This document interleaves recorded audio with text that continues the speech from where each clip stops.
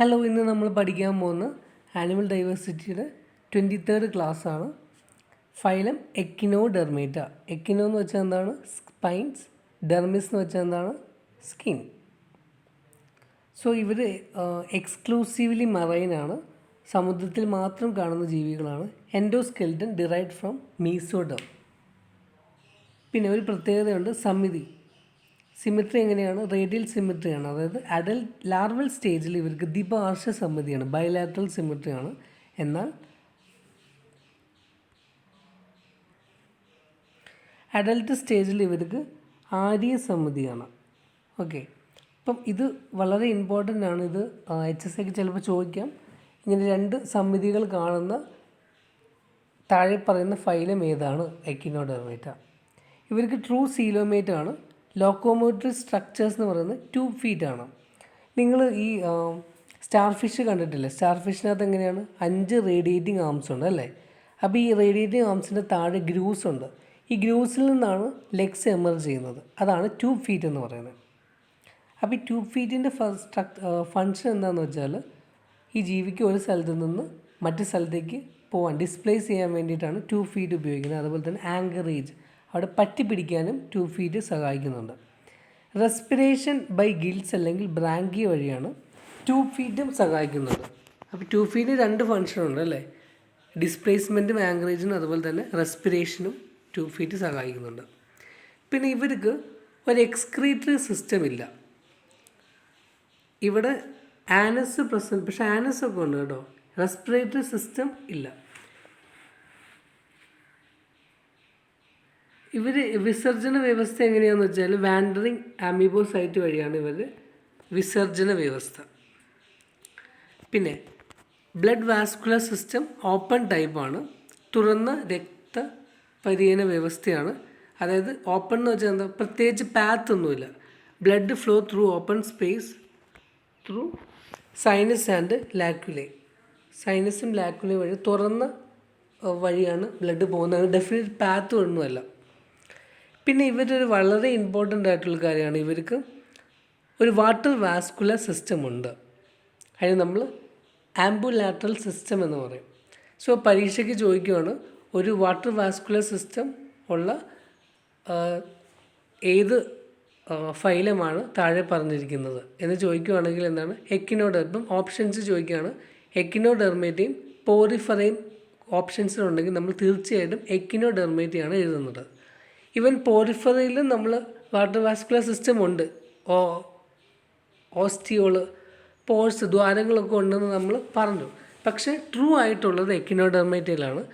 ഇനി പരീക്ഷയിൽ എക്കിനോഡെർമേറ്റ ഓപ്ഷനിൽ ഇല്ലെങ്കിൽ, പോറിഫറി മാത്രമാണുള്ളെങ്കിൽ തീർച്ചയായിട്ടും പോറിഫറിയാണ് നമ്മൾ എഴുതേണ്ടത്. ഇനി ഈ ആംബുലാറ്ററൽ സിസ്റ്റത്തിൻ്റെ, ഈ വാട്ടർ സിസ്റ്റത്തിൻ്റെ ഒരു ഓപ്പണിംഗ് ഉണ്ട്. അതിന് നമ്മൾ മാൻഡ്രിപ്പൊറൈറ്റ് എന്നാണ് വിളിക്കുന്നത്. മാൻഡ്രിപ്പൊറൈറ്റ് ഇത് കണ്ടോ? മാൻഡ്രിപ്പൊറൈറ്റ് സ്ട്രക്ചർ ആയിട്ടുണ്ട്. ഡെവലപ്മെൻറ്റ് ഇൻഡയറക്റ്റ് ഡെവലപ്മെൻ്റ് ആണ്. ഭ്രൂണവികാസം പരോക്ഷം. എക്സാമ്പിൾസ് ആണ് Asterias, starfish, Echinus, sea urchin, sea കുക്കുംബറൊക്കെ എക്കിനോഡെർമേറ്റയിലെ എക്സാമ്പിൾസ് ആണ്. സീ അർച്ചിനൊക്കെ നമുക്ക് എല്ലാവർക്കും അറിയാമെന്നായിരിക്കും അല്ലേ? ഈ ചേന, കടൽ ചേന എന്ന് തന്നെയാണ് പറയുന്നത്. അതിൻ്റെ മുകളിൽ ഇങ്ങനെ മുള്ളുണ്ട്. ഈ മുള്ളെന്ന് പറയുന്നത് നമ്മൾ കന്യാകുമാരിയിലൊക്കെ പോകുമ്പോൾ അവിടെ ഇങ്ങനെ സ്ലേറ്റിലൊക്കെ എഴുതാൻ വേണ്ടി ഉപയോഗിക്കും. ഈ മുള്ള് വെച്ചിട്ട് എഴുതാൻ ഉപയോഗിക്കും. അതുപോലെ തന്നെ ഇങ്ങനെ അവിടെയൊക്കെ ഇങ്ങനെ വിൽക്കുന്നുണ്ട് ഇതിൻ്റെ മുള്ള്, സീ അർച്ചിൻ്റെ മുള്ളാണ്. ഇനി എക്കിനോഡെർമേറ്റയ്ക്ക് 5 ക്ലാസ്സസ് ഉണ്ട്. ഓരോന്നായിട്ട് നമുക്ക് നോക്കാം. ഒന്നാമത്തെ ക്ലാസ്സാണ് അസ്റ്റീറോയിഡേ. സ്റ്റാർ ഫിഷ് വരുന്ന ക്ലാസ്സാണ് അസ്റ്റീറോയിഡേ. പെൻഡാമറസ് സിമിട്രിയാണ്. മൗത്ത് വെൻട്രൽ സൈഡിലും ഏനസ് ഡോർസൽ സൈഡിലാണ്. ഒരു പ്രത്യേകതയാണ് അല്ലേ? പിന്നെ ബോഡി സർഫസിൽ പെഡിസിലേരിയ പ്രസൻ്റ് ആണ്. They remove dead particles from the body surface. Pedicellaria remove dead particles from the body surface. പിന്നെ ഡൈജഷൻ ബോഡിയുടെ പുറത്ത് വെച്ചാണ് നടക്കുന്നത്. ഇവർക്ക് റീജനറേഷൻ കപ്പാസിറ്റി ഉണ്ട്. ഈ സ്റ്റൊമക്കൊക്കെ ഇവർക്ക് റിവേർട്ട് ബാക്ക് ചെയ്യാൻ പറ്റും. ഈ റീജനറേഷൻ കപ്പാസിറ്റി നമ്മൾ മുമ്പ് പഠിച്ചു കഴിഞ്ഞായിരുന്നു. പ്ലാറ്റിഹെൽമിന്ത്സിലെ ഫ്രീ ലീവിങ് പാരസൈറ്റായ പ്ലനേരിയ, ഫ്രീ ലിവിങ് ഓർഗാനിസമായ പ്ലനേരിയയിൽ റീജനറേഷൻ നമ്മൾ പഠിച്ചിരുന്നു. അതുപോലെ തന്നെ സ്റ്റാർ ഫിഷിനും അങ്ങനെ ഉണ്ടെന്ന് പറയാം. ഇൻഡയറക്റ്റ് ഡെവലപ്മെൻ്റ് ആണ്. 2 ലാർവൽ സ്റ്റേജസ് ഉണ്ട്, ബൈപ്പിനേരിയയും ബ്രാങ്കിയോലൈരിയ. അത്രയാണ് ഈ ക്ലാസ്സിനെ കുറിച്ച് പറയാനുള്ളത്. രണ്ടാമത്തേണ് ക്ലാസ് ഒഫ്യൂറോയിഡി. എക്സാമ്പിൾ ഒഫിയോത്രിക്സ്. ഇവിടെ മൗത്തും മാൻഡ്രിപ്പൊറൈറ്റും വെൻട്രൽ സൈഡിലാണ് കാണുന്നത്. ആനൽ ഓപ്പണിംഗ് ആബ്സെൻ്റ് ആണ്. പിന്നെ നമ്മൾ സ്റ്റാർ ഫിഷിൻ്റെ കേസിൽ, ഇത് സ്റ്റാർ ഫിഷിൻ്റെ പടമാണ്. ഇതിനകത്ത് 5 റേഡിയേറ്റിംഗ് ആംസ് ഉണ്ട്. സെൻട്രൽ ഡിസ്കിൽ നിന്ന് തന്നെ അത് എമർജ് ചെയ്ത് വരുന്നത് അല്ലേ, അതായത് ഒരു നല്ല കണക്ഷനുണ്ട്. പക്ഷേ ഈ ക്ലാസ് ഓഫിയോത്രിക്സിൻ്റെ കേസിൽ ഈ ആംസ് ഉണ്ടെങ്കിലും ഈ സെൻട്രൽ ഡിസ്കിനെ ഇങ്ങനെ ലീവ് ചെയ്താണ് ഈ ആംസ് ഇരിക്കുക. സ്റ്റാർ ഫിഷിനെ പോലെയല്ല. പിന്നെ ആംസിൻ്റെ വേറെ പ്രത്യേകത, ദേ ഷോ ഓട്ടോട്ടോമി എന്ന് വെച്ച് കഴിഞ്ഞാൽ ഏതെങ്കിലും ഒരു സ്ട്രക്ചർ പോയി കഴിഞ്ഞാൽ അവർക്ക് റീജനറേറ്റ് ചെയ്യാൻ പറ്റും. ലാർവ ഓഫിയോപ്ലൂട്ടസ് ലാർവയാണ്. മൂന്നാമത്തെ ക്ലാസ് എക്കിനോയിഡേ, സീ അർച്ചിൻ, കടൽ ചേനയുടെ ക്ലാസ്സാണ്. കടൽ ചേന നമ്മൾ പറഞ്ഞില്ലേ, കന്യാകുമാരിയിൽ പോകുമ്പോഴത്തേക്കും സ്ലേറ്റിൽ അതിനെ മുള്ള് വെച്ചിട്ടാണ് എഴുതുന്നത്.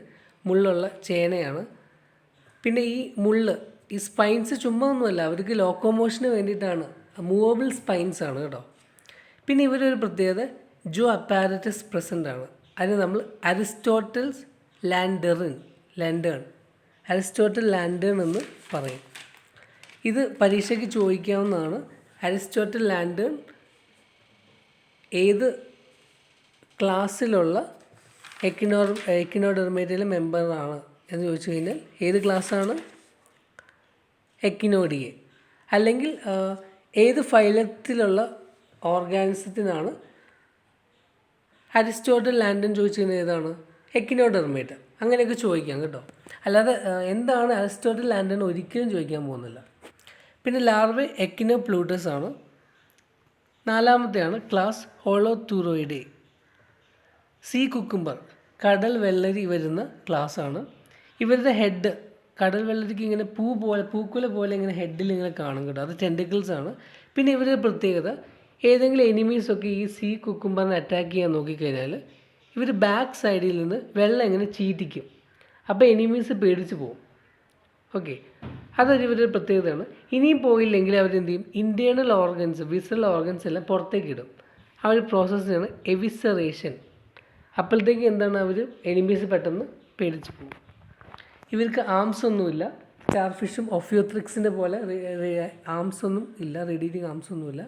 പിന്നെ 5 ടെൻറ്റക്കിൾസ് ഉണ്ട്. ഞാൻ ആദ്യം പറഞ്ഞ പോലെ പൂക്കുല പോലെ, തലയിൽ ഇങ്ങനെ പൂക്കുല പോലെ 5 ടെൻറ്റക്കിൾസ് ഉണ്ട്. റെസ്പിറേഷൻ എങ്ങനെയാണ്? റെസ്പിറേറ്ററി ട്രീ വഴിയാണ് റെസ്പിറേഷൻ നടക്കുക. ഓട്ടോട്ടോമി ഉണ്ട്. ഓട്ടോട്ടോമി എവിസറേഷൻ, അതായത് ഇവർക്ക് ഈ വിസറൽ ഓർഗൻസൊക്കെ എവിസറേഷൻ വഴി റിമൂവ് ചെയ്യാം.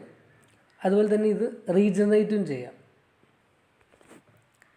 ഇവരുടെ ലാർവ എന്ന് പറയുന്നത് ഒരിക്കുലേരിയ ലാർവയാണ് ലാർവയുടെ പേര്.